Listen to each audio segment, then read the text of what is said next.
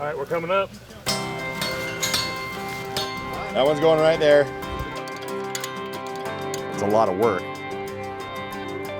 You know, pull it in tight and just wrap it in tight. We're good, man. So here we are, finished with the pronghorn capture trap construction.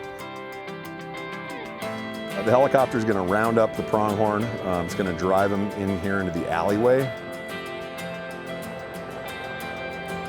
Sometimes the pronghorn just run in like, you know, there's no tomorrow and you're done. Other times they take a little coaxing.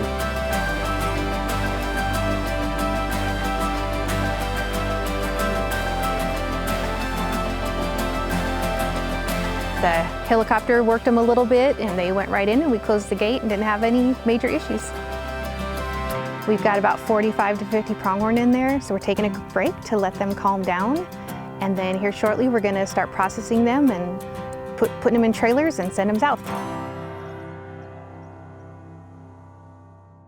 We are moving these pronghorn because they're being encroached by development. Grasslands are being turned into houses.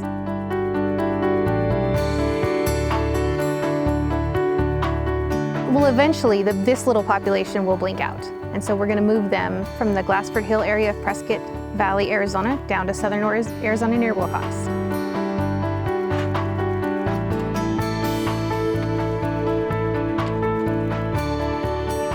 We've been doing grassland manipulations and opening those up, taking mesquites out, building corridors for those pronghorn, putting in waters. And so the areas down south near Wilcox are primed for these pronghorn to go to.